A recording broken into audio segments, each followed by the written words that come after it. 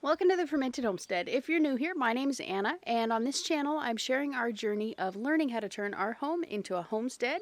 Today is the weekly gardening vlog, and today's not going to be one that is super activity filled. It's pretty much just going to be more of a tour style with some stuff in there as well. The reason being, I messed up my back a while ago, and it's just not healing, and so I can't do as much as I used to be able to do, and kind of just bending over, picking stuff up it's kind of mildly excruciating. So I have a chiropractor appointment later on today, thank God, but it's not till later on today, and once I get home it should be raining quite a lot. So we're just gonna go ahead, we're gonna tour around. I'm gonna show you some of the stuff that we have managed to get done. My husband has been a huge help and just been such a blessing, and so today we're just going to be doing more of a tour style. If you have been keeping track of everything that we've been doing in the garden, you will kind of see where things are and be based on when I planted them and all of that kind of fun stuff. So it should be kind of a lot of fun. So we're going to start in this bed here. This is the first bed. This is the first bed that we planted. Well, this whole row we planted the same day. But, so these are the radishes that we planted. We have some of these here were sown multi-sown Charles Dowding style ahead of time. And these ones are doing pretty good. You can see some of them are getting kind of chewed up a little bit. These ones we planted these the same day that we transplanted these. And they're catching up. They're catching up pretty darn quick. So, and I'm just having the worst slug problems. I need to get some copper tape to put along the edges of here. I just haven't actually done it yet. I think I might do that today because I need it. These slugs are wreaking havoc on my beds. But if you remember, when I transplanted all of these kales, they were not doing very well at all. And like, they were just super stressed to the point that I replanted in between. These are the replantings, and these ones do seem to be kind of recovering a little bit. I don't know how well they'll actually do long term, but we're going to find out, and I will obviously show you in future vlogs. And the peas in the back here are just doing fantastic, and they are just reaching for the sky. Trying to get them to trellis. It's a nice thing about peas, like they have these little hooks on them, and if you can just get those darn hooks to go around something, usually they'll find it and run with it. See? Just one little hook. They'll just latch right on there. It's pretty cool. So these peas are doing great. Really excited. I think the peas are probably going to be the first fruiting thing that we have. And you can see these tomatoes that my husband and I planted all last week. I've only had to replant one, and that was because the cats got a hold of it. The cats are just wreaking havoc in my garden beds. If you guys have any tips on ways to keep pet cats who are hunters, they're out here all day, like I can't just exclude them from the property. If you have ways to keep them out of certain areas, like in the garden, let me know. Okay. You can see a lot of my cucumbers just got eaten by the slugs. Again, need to replant those, and I will.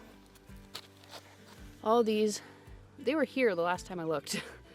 So some slug must have just had a really good day. As you can see we have just a lot of slug damage, and so I'm really glad that I did not plant all of these yet and letting them grow up a little bit. And I need to actually get out here and do some slug hunting in the middle of the night. I have one of those, what is this called? Like blue light flashlights that Jess at Roots and Refuge Farm suggests for tomato hornworms. I'm going to see if it'll work on slugs. That would be really awesome. It would help me at night tremendously. If they just glow, it would make my life a lot easier than trying to hunt them at night. So all these beans, these ones are doing great. Both sides of the trellis, you can see these ones aren't eaten off, they're just slow to germinate. So we're just doing great. This one's not so much. This is a pink ox heart. Oh, this one was super weak when I planted it. I think I just planted it because I didn't have any of the pink ox heart that did well, so I just kind of picked the best start and went with it. Oh, this one needs to be watered. Oh, another pink ox heart. See what I mean? They just didn't do very well. So it's supposed to rain here in like a couple hours. So if it doesn't rain significantly, I'll water these. But the rest of these are doing just fine with the amount of water they have. Just those two, because they were just weak starts to begin with. So we do still have one Armenian yard long, well, two technically, that are hanging in there strong. This one got eaten. And we have, oh, this side's Armenian yard long too, just a different variety. So these ones are doing great. I think I'm going to water those ones. So the ones that are in these beds are not as established, like the wood is not as established and waterlogged as the ones in here, because these ones we created like a year and a half-ish ago, and this one we just created a couple months ago. So this one has not had time to like really saturate the wood because it's been a really dry year for us. So, but these ones are just doing fantastic. So excited. Okay.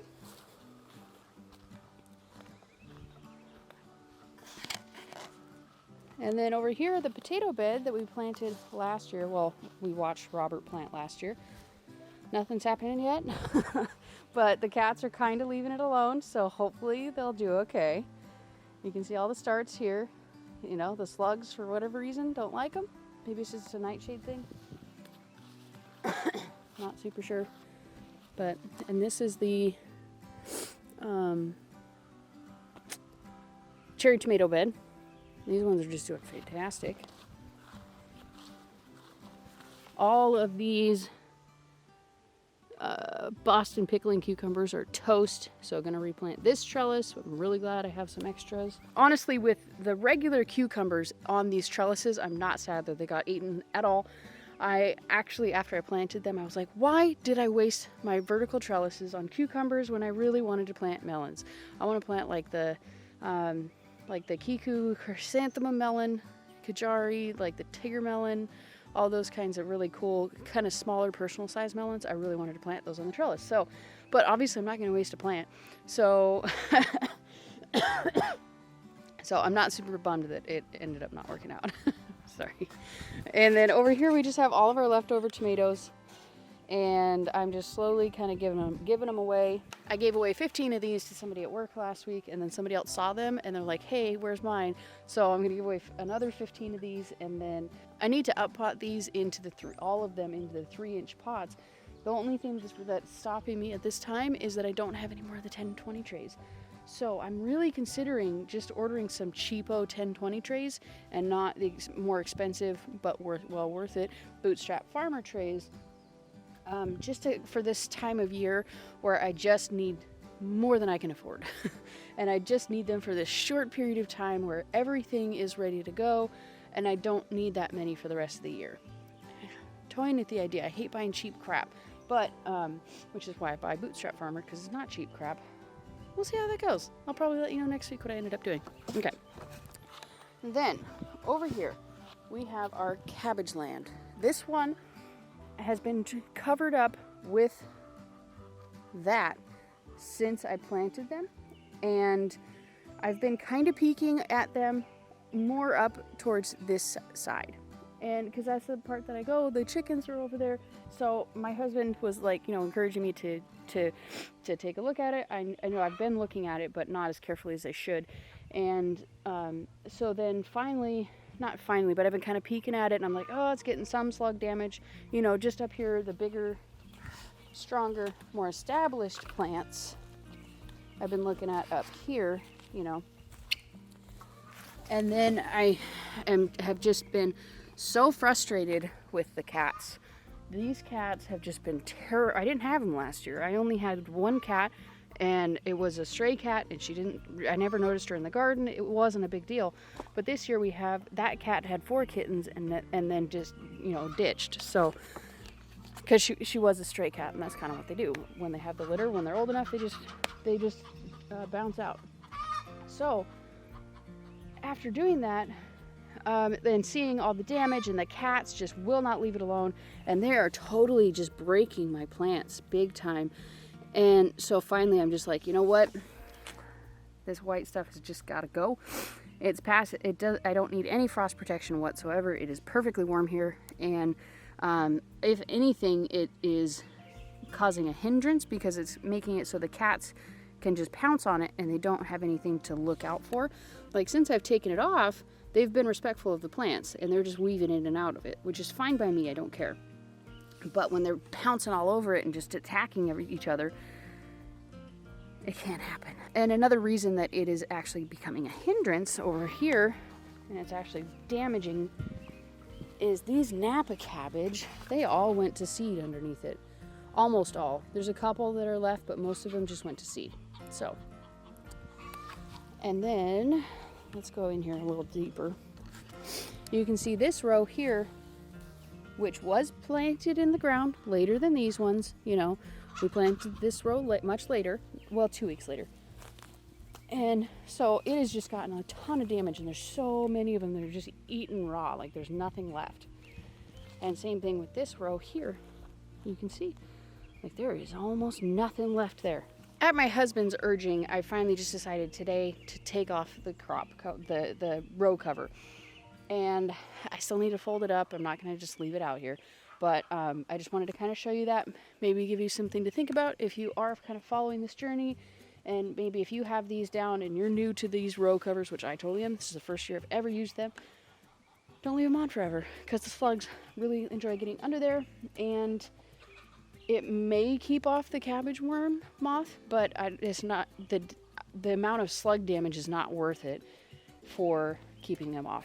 So I'm just gonna have to come out here with a black light often, pick them off, and kind of go from there. So such is life. And oh, one super duper mega important thing that I forgot to mention as we're scrolling along here, with my back being kind of messed up, I've not been able to plant as much as I would like to. And so my husband, being the amazing, wonderful, awesome man that he is, he took it upon himself to yesterday spent hours planting 346 onions. And so he just planted them like every 6 inches or so here, you know, maybe a little less, maybe a little more. But so he planted all of them along each edge on each bed. He planted 346 of them, totally trashed his back. He was exhausted afterwards, but it was the sweetest thing that man ever could have done. So, and in all the beds, I think except this pepper bed here that is just going to be inactive for like a month or so, and then we're going to plant it when it gets really hot. So, we still have a bunch of leeks left over. My plan is once I get, you know, to the chiropractor and I can bend over and stuff, these beds here, I'm going to plant out the rest of these in leeks. I'm just going to burn a bunch of holes here. I think, maybe like a foot apart. I don't know. I'm tempted to plant them closer together, but I want to make sure that the tarp that I'm punching these holes in can be repurposed for some. We've also been using this row cover here for all of the squashes and the melons. Well, mostly just squashes that we have over here. And it's doing an okay job of protecting them if it stays covered. I need to go through along all the edges and just make sure that this stuff is flat to the ground, because the slugs seem to have more of a difficult time when it's not being arched up. Like being actually on the ground seems to be enough to keep the slugs out. But when they get blown over, as you can see here, they get to it. So I need to go through later today. See, as soon as they blow off, they just get eaten. So the plan for later today is to go through here, figure out which ones were eaten terribly and replant those. And then also with the cabbages, I'm just going to go through and 2 different varieties, the Nash summer cabbage, the Nash's summer cabbage and the Calabos. Those ones did really well, so I'm going to plant those and the Napa cabbage, because almost all of those went to seed, and I really want to make some kimchi. So it's not going to be traditional kimchi, it's going to be like my version of kimchi, but I just really want to make it. So I'm going to replant all of those, even though they didn't do well, and those were the ones that bolted. I really want to try and make it, and maybe I just need to find a different variety. I don't know. So now down in the greenhouse, we have all of these ones here. Our ground cherries are doing fantastic. I mean, you know, for ground cherries. And then we have all of our melons here. We got Kajari and the Tiger and the Kiku, the Minnesota Midget, banana melon. What do we got here? Canary yellow, rich sweetness, Prescott Fond Blanc, all those kind of things. And then we have the loofah. These ones have finally taken off. I need to water all these things. I'm going to do that as soon as we're done here. We got the last zucchini rampicante, some summer squash, which I'm waiting for these. I'm going to plant a few more probably. Yeah. Some of these ones in the back there that I had thought for sure were dead. These are minion yard longs and loofahs. They're doing all right. I really need to come in here and water. I've neglected. Okay. I got all of these lettuce and basil, straw daisy, a bunch of flowers. And still nothing from this pineapple tomatillo. That is a dud seed. Don't buy those.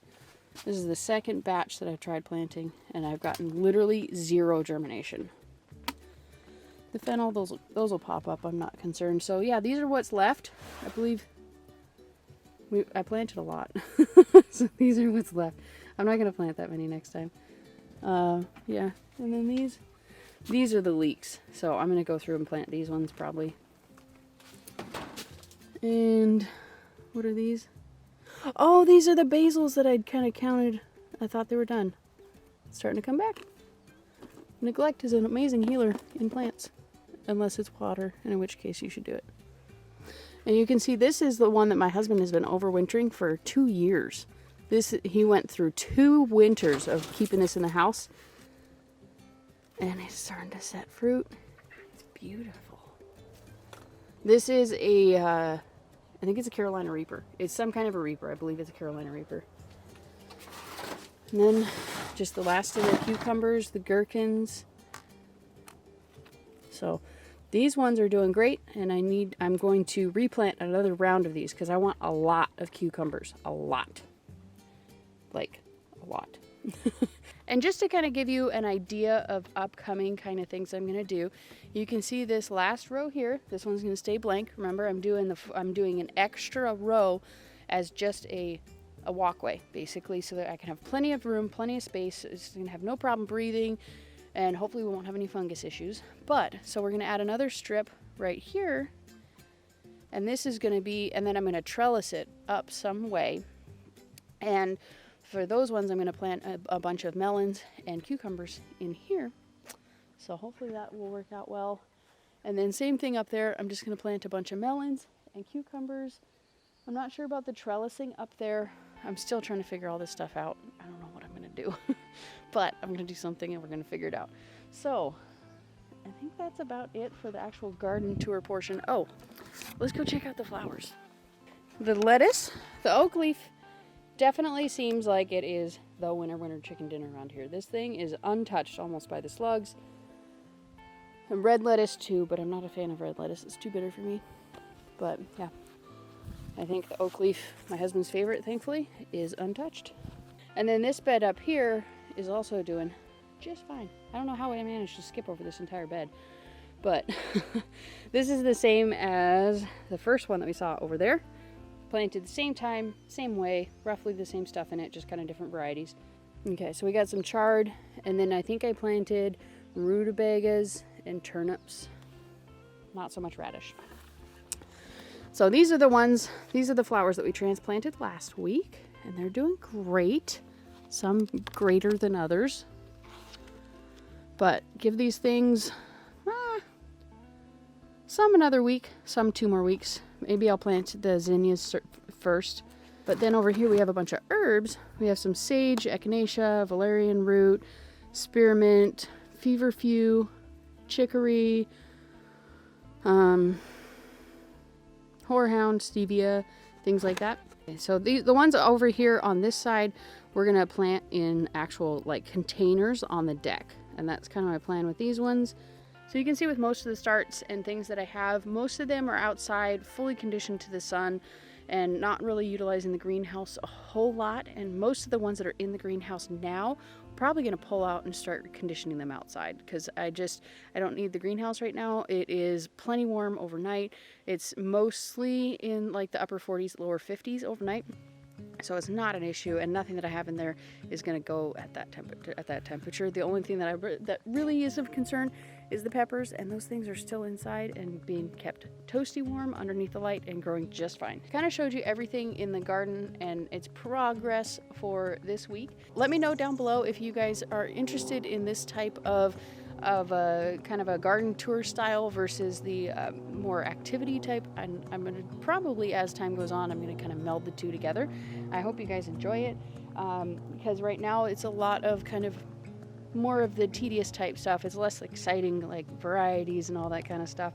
And now that most of the garden is planted for this season, it's going to be kind of tending and doing things like that and watching it grow, of course, and harvesting and all that kind of fun stuff. So, and I'll bring you along for that as well. And the garden preservation and all that kind of stuff as it moves on, of course, is a huge part of this channel. Fermenting, canning, freezing, all that kind of stuff, of course, is the mainstay of this channel. So I hope that you guys enjoy this. If you do, please give it a thumbs up. Remember to subscribe to this channel if you haven't already, and we'll see you next time. Bye.